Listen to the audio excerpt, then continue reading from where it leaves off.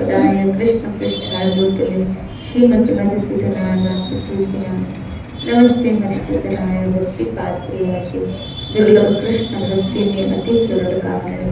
हरे कृष्णा कृष्ण कृष्ण हरे हरे राम नारायणं नमस्कृत्य नरं चैव नरोत्तमं देवीं सरस्वती व्यासं ततो जयमुदीर। श्रीमद्भागवत महापुराण प्रहलाद जो भगवान नरसिंह के आगे स्तुति कर रहा है उसकी हम वर्णन कर रहे हैं। आपको याद हो हम जहाँ पे समाप्त किए थे अगली बार, यहाँ प्रहलाद कह रहा है कि जो लोग भगवान के आगे सम्मान प्रकट करते हैं एक्चुअल में उसको उतना ही रिवर्ट मिलना है। जो भक्त भगवान के प्रति सम्मान प्रकट करता है उसे वैसा ही प्राप्त होता है। इसलिए सर्वथा अयोग्य और अनधिकारी होने पर भी मैं बिना किसी शंका के अपनी बुद्धि के अनुसार आपकी महिमा का वर्णन कर रहा हूँ। श्री राधे बोलिए। जिस चीज की थोड़ी भी बुद्धि नहीं है और किसी प्रकार की शंका भी नहीं है, श्रद्धा के साथ भगवान के गुणों का वर्णन करना, आस्था के साथ भगवान की महिमा का वर्णन करना। और इस महिमा के गान का ऐसा प्रभाव है कि इस अविद्या रूपी संसार में चक्र में पड़ा हुआ जीव तत्काल पवित्र हो जाता है। श्री राधे। ये तो हम भी महसूस कर रहे हैं कि जैसे जैसे हम भगवान की महिमा को सुनते जा रहे हैं, भगवान की महिमा को सुनते जा रहे हैं, ऐसे ऐसे हमारी बुद्धि आध्यात्मिकता को समझने थोड़ी थोड़ी सक्षम हो रही है। ये क्या है? पवित्र बुद्धि ही भगवान की महिमा को समझ पाती है, शुद्ध बुद्धि ही भगवान की महिमा को समझ पाती है। जिसे कचरा बड़ा पड़ा है विकार का, वो भगवान की महिमा को मतलब कैसे समझ पाएंगे? इसीलिए संतों के संग में आके हम सब इन जब भगवान के गुणों का, भगवान की महिमा का वर्णन सुनते, लीला गुण और नाम, क्योंकि सत्संग में सब मिल जाता है। भगवान के नाम का संकीर्तन हो जाता है, नाम जप हो जाता है, भगवान के गुणों का, भगवान की लीलाओं का गान होता है। तो इसमें लीला गुण नाम सब हो जाता है और इन्हीं तीनों का हमें अपने आजीवन पर्यंत गुणगान। प्रहलाद कहते हैं क्या अविद्या की इस संसार चक्र में पड़ा हुआ जीवी तुरंत पवित्र हो जाएगा अगर वो भगवान की महिमा का गान करता है। आगे प्रहलाद कह रहा है जब भगवान नरसिंह वो रूप प्रकट करते हैं, इतना भयंकर था वो रूप, इतना भयंकर था कि ब्रह्मा लक्ष्मी सब देवगण भी डर गए थे, भयभीत हो गए थे। क्योंकि आप देखो ना, जब कभी भूकंप आता है, आया था ना बीच में, और हम सब क्या हो गए थे? डर गए थे। थोड़ा भूकंप का झटका आया, हम डर गए। यहाँ तो पूरा पिलर फटा है, कितना बड़ा भूकंप। यहाँ आपके घर में कुछ चीजें गिरी होंगी तो आपको एहसास हुआ क्या आया, तो आप थोड़े डर गए और ऐसे डरे कि हम घर छोड़ के बाहर आ गए, है कि नहीं? बताओ। श्री राधे बोलिए। उस वक्त आप जरा इमेज कीजिए, पिलर फटा है सबके सामने और रूप भी कैसा, कोई सुंदर रूप नहीं था, एक बहुत डरावना रूप था, भय दिलाने वाला रूप था। और इतना भय दिलाने वाला रूप था कि एक तो भगवान शेर नरसिंह रूप धारण किए और दूसरे उग्र है, और क्रोध है, उग्र रूप में, गुस्से में है। और भगवान अगर गुस्से में आ जाए सारी सृष्टि के प्रलय हो जाए। वो मौज में रहते हैं, हमेशा आनंद स्वरूप है। आनंद में रहने वाला परमात्मा कभी उग्र रूप ले ले तो उग्रता में आ जाते। देखो परशुराम का उग्र, परशुराम के भगवान का, क्षत्रियों का क्या किया? सब डरते थे परशुराम से, सब डरते थे। यहाँ तक कि जब जनक की सभा में परशुराम आए तो स्वयं जनक जी भी थोड़ी देर के लिए डर गए कि ये आए हैं यहाँ पे इतने शुभ अवसर पे, अब पता नहीं किसका विनाश होने वाला है, पता नहीं किसका खात्मा होने वाला है। श्री राधे बोलिए। जब भगवान का सौम्य रूप सबको पसंद है, मुस्कुराता हुआ रूप सबको सबको पता, लेकिन यहाँ कौन सा रूप? नरसिंह रूप। परशुराम का तो फिर भी लाइट लो, लेकिन नरसिंह रूप तो बिल्कुल ही डरावना, बहुत उग्र रूप भगवान का। लेकिन प्रहलाद यहाँ पे क्या करे? मुझे आपके इस रूप से डर नहीं लग रहा है। यहाँ सब डरे हुए थे। क्यों डरे हुए थे? एक तो उग्र रूप, दूसरा सब लोगों ने देखा कि भगवान नरसिंह ने अपने जातों में बिठा के हिरण्यकशिपु को फाड़ा है। अब ऐसा किसी को, अरे यहाँ किसी को खाली छुरा पकड़ते देखेंगे तो भी कांप जाए, यहाँ तो नखों से फाड़ा गया। इसने छुरा क्यों लिया? किस लिए?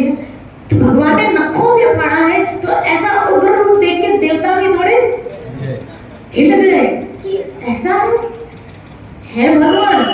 सब स्तुति कर रहे हैं, लेकिन ऐसा उग्र रूप, और सब तसल्ली भी दे रहे हैं, भगवान की महिमा कर रहे हैं, गुणगान कर रहे हैं, प्रभा जी कह रहे हैं जिसको मारना था वो मर चुका, अपने क्रोध को अभी क्या कीजिए आप। लेकिन भगवान शांत होने के लिए तैयारी नहीं, इसलिए थोड़े सब क्या है, डरे हुए। सब ऐसा रूप देख के डरे हुए हैं, एक डर नहीं रहा है तो कौन नहीं डर रहा? प्रहलाद कह रहा है कि आंखें सूर्य के समान, भौवें चढ़ी हुई, बड़ी पहनी दाढ़ें, आंतों की माला। भगवान ने उस वक्त क्या किया? आंतों की माला, यानी जो हिरण्यकशिपु की आंतें निकाली, हिरण्यकशिपु की आंतें निकाली, और वो आंतों की माला, खून से लथपथ गर्दन, शिरादे बोले, बाल बिखरे, बर्छी की तरह सीधे खड़े कान, और दिग्गजों को भी भयभीत कर देने वाला ये सिंह रूप आपका।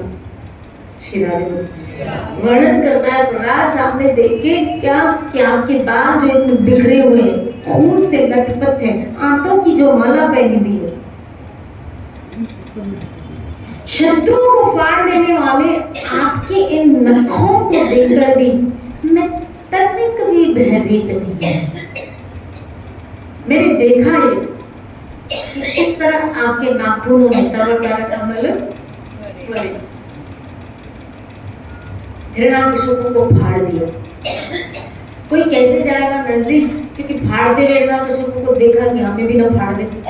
भाई एक शेर किसी को मार रहा है, फाड़ रहा है, तो आप उस शेर के सामने जाओगे, इस खूंखार शेर के सामने जाओगे कि हमारे सामने तो किसी को फाड़ा है उसने? और प्रहलाद कह रहा है कि मुझे आपके इस रूप को देखकर मुझे डर, आश्चर्य की बात है। तो फिर उससे किसको डर, किससे डर लग रहा है? सामने रूप में उससे डर नहीं लग रहा है, तो फिर किससे डर लग? सुनिए प्रहलाद किससे डर, और हम कितने, मैं क्या बोलूं, शिरादे बोली। प्रहलाद कह रहा है कि आपके इस रूप को देखकर तनिक में मैं भयभीत नहीं हूँ। हे दीनबंधु, मैं भयभीत हूँ। किसे डरा? मैं भयभीत हूँ तो केवल इस असह्य और उग्र दुखमय संसार के चक्र में पिसने से। शिरादे बोली। प्रहलाद कह रहा है मुझे आपके सुख से डर नहीं लग रहा है, लेकिन इस संसार में वापस आने से डर लग रहा है। इसमें पिसने से, ये जो कर्मों के कारण हम पिसे जा रहे हैं, कहीं हमारी खोपड़ी शांत नहीं है, कहीं शांत नहीं, हम पिसे जा रहे हैं अपनी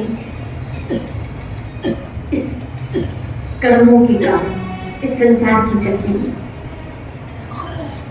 और प्रहलाद कह रहा है मुझे फिर से ऐसी जगह पे ले गया, मैं डर रहा हूँ यहाँ आने से, इस संसार के चक्र में पिसने से। क्यों? क्योंकि ये छोटा सर्कल थोड़ी है, ये बहुत बड़ा सर्कल है, 84 लाख योनियों का सर्कल।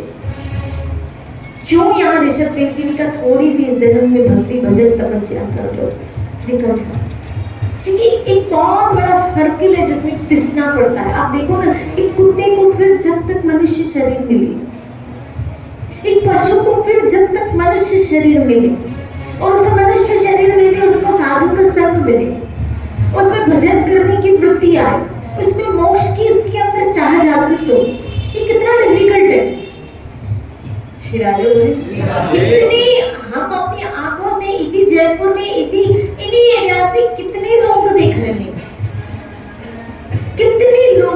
भरमार पड़ी है। खाली मनुष्य जाति को ही देख लो, कितने लोगों की भरमार पड़ी है, लेकिन किसको मोक्ष की इच्छा है? कौन मुक्त होना चाहता है? इनमें से कितने लोग हैं जो इस चक्की से निकलना चाहते? शिराबे बोले उंगलियों में नहीं जगते, शिराबे बोले। कई लोग तो भक्ति भजन भी इसलिए करते हैं, क्या?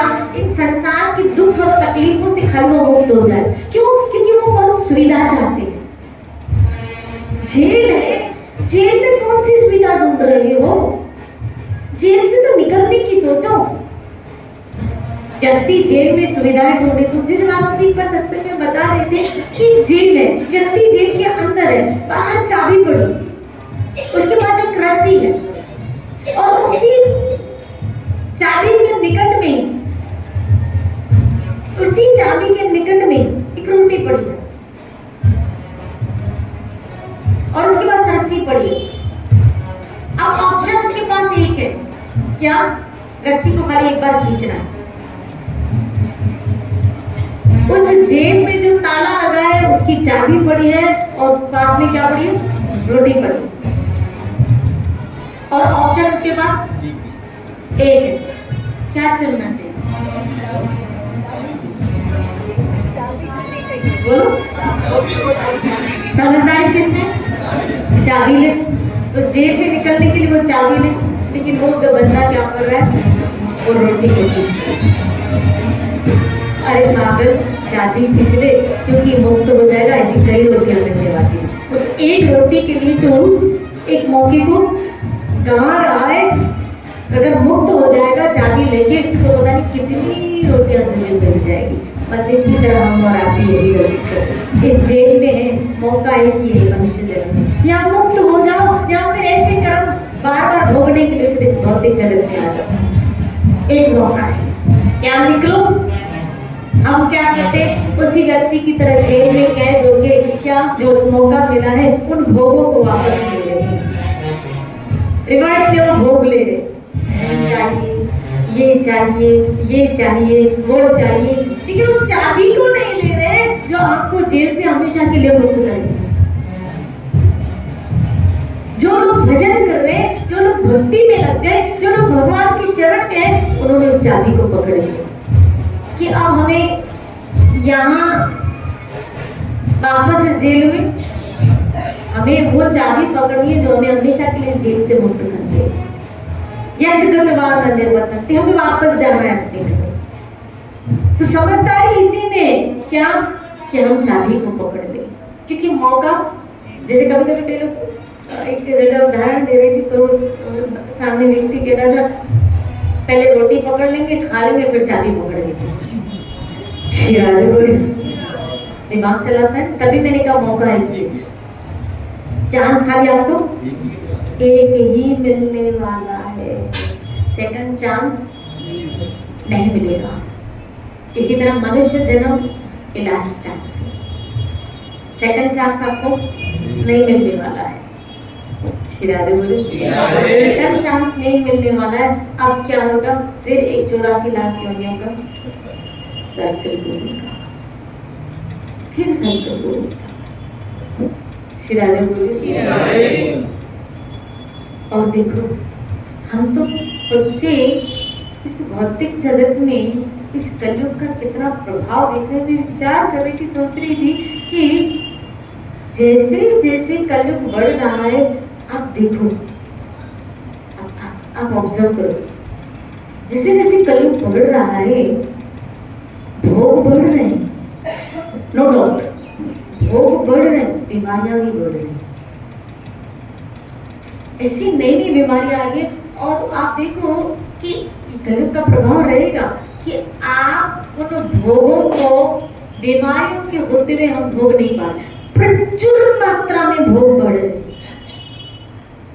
एक्सटेंड और बढ़ रहे, लेकिन उसके साथ बीमारियां भी आती जा रही है, बीमारियां भी आती जा रही है। एक से छूटते नहीं दूसरी बीमारी, एक से छूटते नहीं दूसरी बीमारी, एक से छूटते नहीं दूसरी। व्यक्ति इन बीमारियों के साथ ये कलयुग का प्रभाव रहेगा। अब जैसे जैसे दिनों दिन भोग बढ़ेंगे ना, क्यों आयु कम होगी? क्योंकि क्षमता कम होगी, बीमारियां बढ़ेगी। व्यक्ति इन बीमारियों से होते हुए भोग कितनी विडंबना है और भोग नहीं पा रहा। कार है, वॉकिंग करना है, खाना है लेकिन कम खाना है। उन्होंने डॉक्टर ने कहा थोड़ा अगर वेट बढ़ गया, शुगर लेवल बढ़ जाएगा और प्रॉब्लम आ जाएगी, तो इतना ही खाना है। भूख लगी है आपको, सलाद खा रहे हैं, करोड़पति व्यक्ति है लेकिन खा क्या रहा है? घास फूस। इतनी विडंबना है, भोग है लेकिन भोग नहीं पाओगे। भोग है लेकिन भोग, जिन भोगों को पाने के लिए तुमने इतना संघर्ष किया वो भोग है, लेकिन तुम भोग नहीं पाओगे क्योंकि बीमारियां हैं। क्या फायदा? आज हम खाली इतने में खुश हैं, क्या भोग है लेकिन भोग तो नहीं पा रहे, क्या फायदा? ये तो शोपीस की तरह हो गया। नहीं, कुछ चीजें शोपीस में घर में होती है, दिखने में सुंदर लगती है लेकिन आप उसका यूज तो नहीं कर सकते हो। ऐसे आज है, आप यूज तो नहीं कर पा रहे, आप तो सुख नहीं ले पा रहे हो ना, हम तो सुख नहीं ले पा रहे ना। चीजें हैं नहीं सुख ले पा रहे क्योंकि बीमारियां लगती। ये कलयुग धीरे धीरे बीमारियां और बढ़ेंगी, देख रहे शिरादे भोग बढ़ेंगे और बढ़ेंगे, लेकिन बीमारियां भी और बढ़ेंगी और बढ़ेंगी। शिरादे ये प्रभाव इस कलिका का। क्या फायदा? क्या फायदा? इससे अच्छा तो जब नहीं था, जितना था उसका अपना सुख तो लेते थे। शिरादे बोलो शिरादे। भजन करो, ऐसे एक चांस मिला है, उस चांस को गवाओ मत। भक्ति करो, ये जो चांस मिला है निकलने का, गवाओ मत, नहीं तो फिर पछताए। यहाँ जो प्रहलाद कह रहा है, मुझे इस संसार में फिर आने से पिसने से डर लग रहा है। यानी कितनी खतरनाक जगह होगी। प्रहलाद जैसा भक्त भी ये कह रहा, जिसके अंदर कूट कूट की भक्ति पड़ी पड़ी है, और जो जिसकी वजह से भगवान नरसिंह आए हैं, जिसके अंदर इतनी भक्ति पड़ी पड़ी है, भक्ति में इतना डूबा है, वो भी संसार के चक्कर में फंसने से डर रहा है। जहां हम तो फंसे ही पड़े हैं, हम तो इस चक्की में ऐसे फंसे पड़े हैं कि हम खुद झेल रहे हैं इन दुखों को।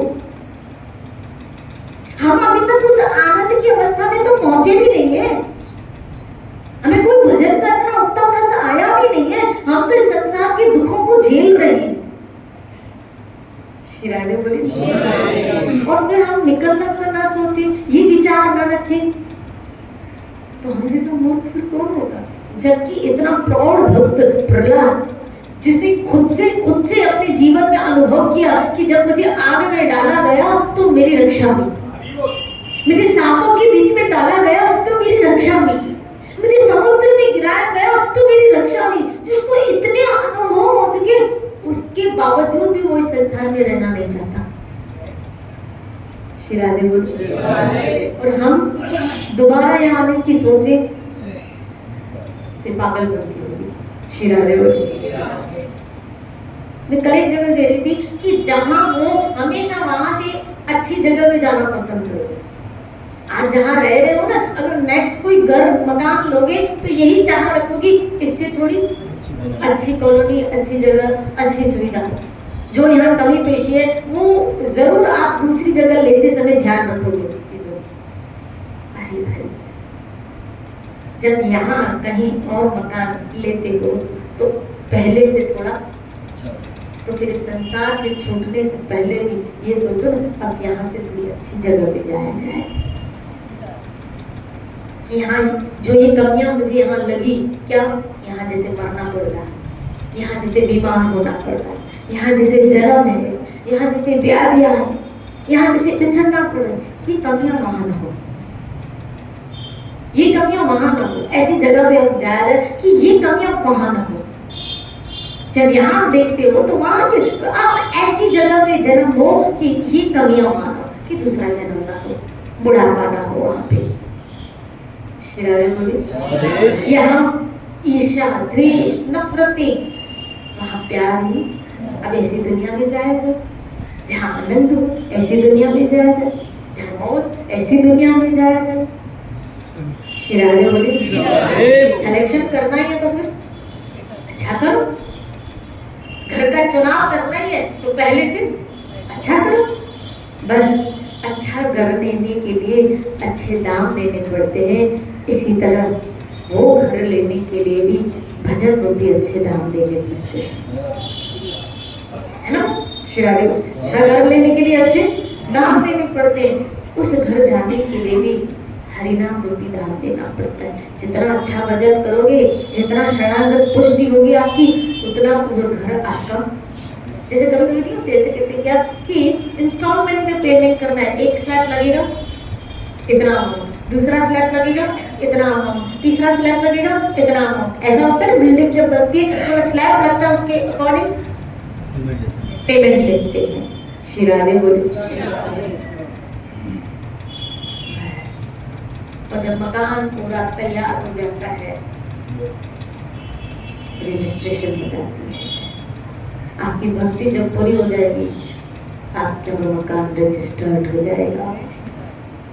तब कहा जाता है गोलोकवासी, ये अब गोलोक का बंदा हो गया, रजिस्टर्ड हो गया। अब तक क्या भरे अपन किस्तें, ये रोज सत्संग में आना, भजन करना, ये हम क्या करें, स्लैब लगता जा रहा है और हम किस्तें, ये आप रोज ही किस्त भर रहे, पता है कि रोज किस्त, एक दिन नहीं गए तो समझ लेना आज की किस्त पेमेंट नहीं। शिरारे बोली रोज आप किस्त पेमेंट कर रहे हैं, और जब पूरी किस्त आपकी हो जाएगी, आपका मकान बिल्कुल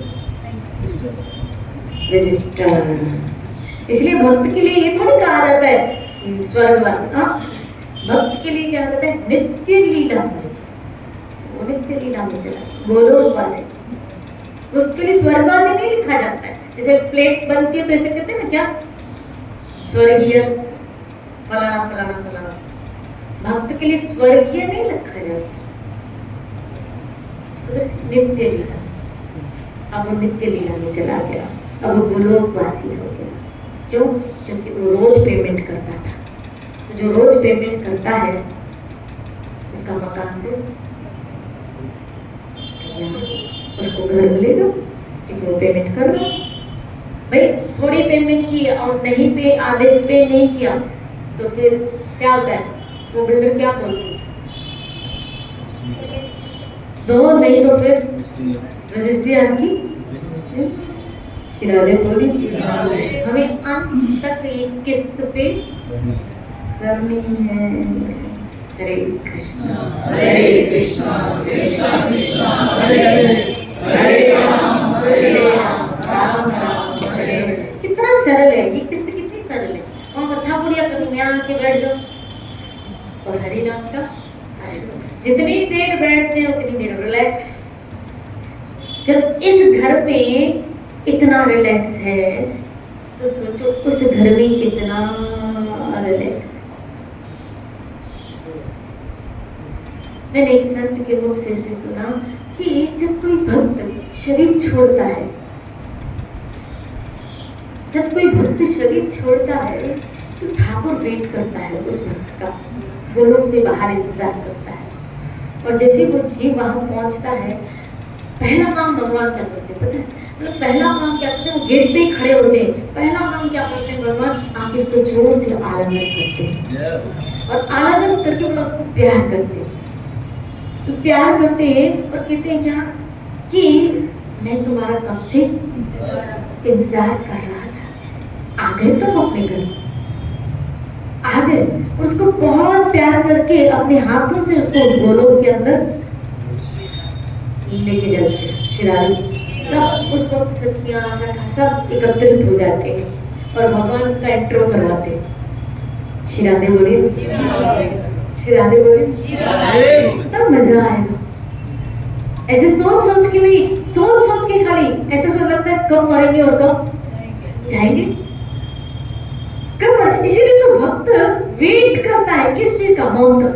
जहां पूरी दुनिया मौत से भागती है वहां भक्त वेट करता है मौत का। वो खुश रहता है, वो आनंद में रहता है। क्यों? क्योंकि वो उसको इस वापस इस संसार में आना ही नहीं है। इस संसार में हमको वापस अगर नहीं, थोड़ा संयम कर लो, थोड़ा संयम कर, थोड़ा भजन कर लो, थोड़ी हरि कथा कर लो, ये सब चीजें हमको अपने घर तक पहुंचा देंगी। और जब हम अपने घर पहुंच जाएंगे ना, तो आपको समझ जाएगा, क्योंकि परायों के बीच में रह रहे, दिखने में अपने हैं, सुनने में अपने हैं, लेकिन वास्तव में ये सब अपने नहीं है। परायों के बीच में हम रह रहे, हमें अपने के पास जाना है। वो कृष्ण है, वो हमारा है। हम तुम्हारे हे प्रभु, हम तुम्हारे, हम तुम्हारे, वो हमारा है। अगर ये सब अपने होते तो शमशान के बाद भी चलते थे, नहीं चलता ना कोई भी। अपना तो खाली ठाकुर है जो नाम के रूप में फिर भी हमारे साथ चलता है। श्री राधे, जो आपका है, जो आपका था, जो आपका रहेगा, जो आपका कई युगों से इंतजार कर रहा है, कई युगों से। कितना प्यार है उसका हमारे प्रति कि उन्होंने हमारे लिए संतों को भेजा, गीता को भेजा, शास्त्र को भेजा, पुराणों को भेजा। क्या? कि शायद ये पढ़ के मेरे पास आएंगे, शायद इस संत की सुन के मेरे पास आएंगे, आएंगे। अगर उसको उम्मीद ना होती, अगर उसको हमसे प्यार ना होता, तो हमें कभी संत से मुलाकात न करवाता।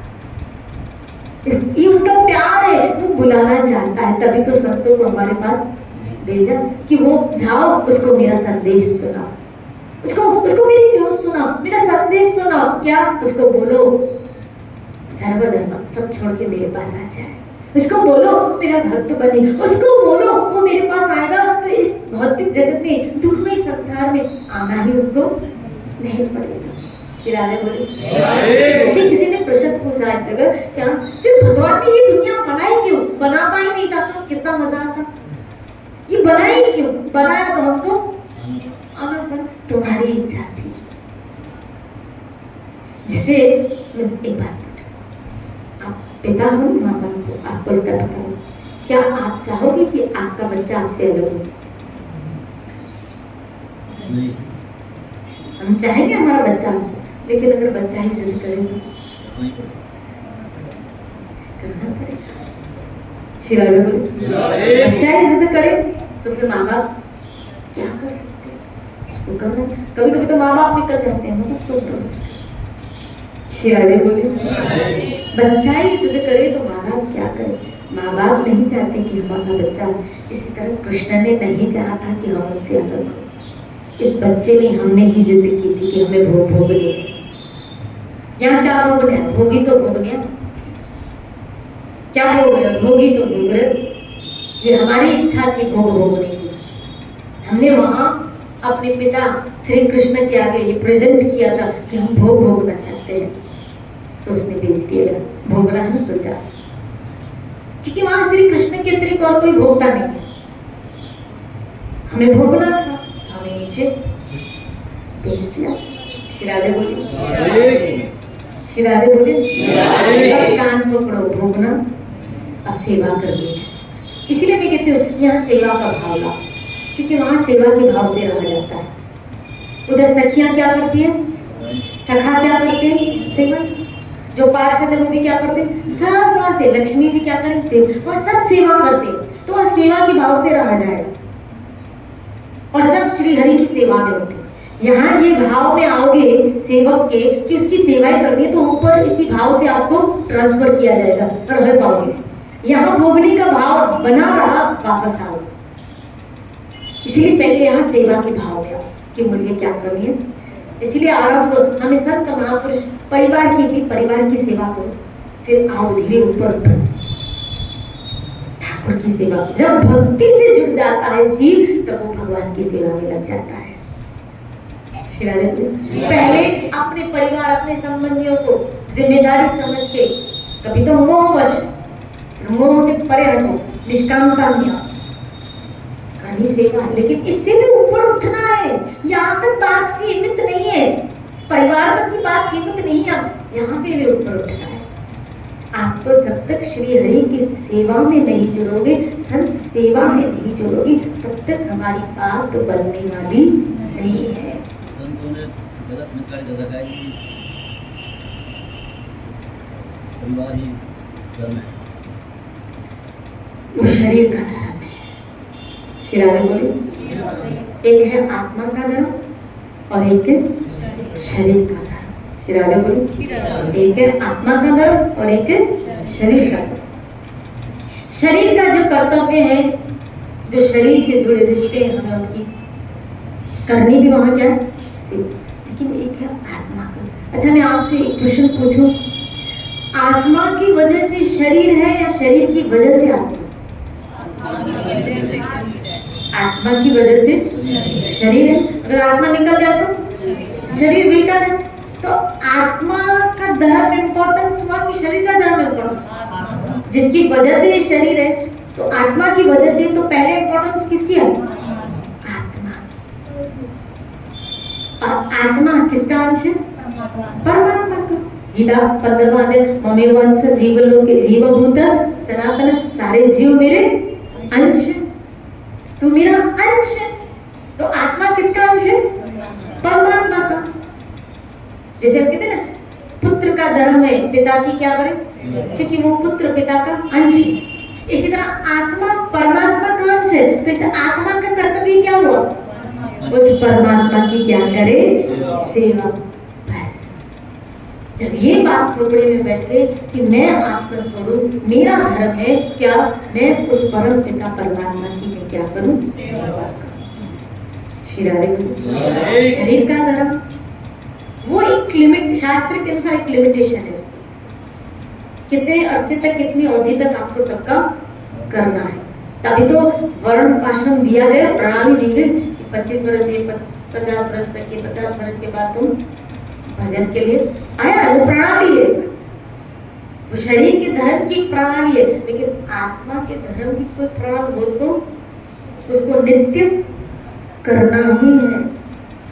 जन्म से लेकर मृत्यु पर्यंत उसको भगवत सेवा, भगवत आज्ञा में ही रहना है। श्री राधे बोले। इसलिए पहला धर्म हमारा किसके प्रति? ईश्वर के प्रति, आत्मा का परमात्मा के प्रति है। बाकी फिर शरीर के जो धर्म है उसका निर्वाह करते हुए चलो, बड़ो बात, जो निभ सकते हैं उसको निभाते, लेकिन ईश्वर को अवॉइड करते हुए नहीं, आगे उसको रखते हैं। पहले मेरा ठाकुर। जिसने ये बात समझ ली, पहले मेरा ठाकुर। जैसे मीरा ने कहा क्या, मेरो तो पहले ही जन्म में गलती हो गई, पर्दा दिया, अब नहीं दूंगी, पहले। और पहले ये किया तो पहुंच गए, बाद में नहीं, पहले ही, पहले। श्री राधे बोले। इसलिए श्री कृष्ण भक्ति, श्री कृष्ण भजन को पकड़िए। कल इसी चर्चा को लेते हुए चलेंगे। खूब नाम जप कीजिए, अपने जीवन को धन्य कीजिए। जय जय श्री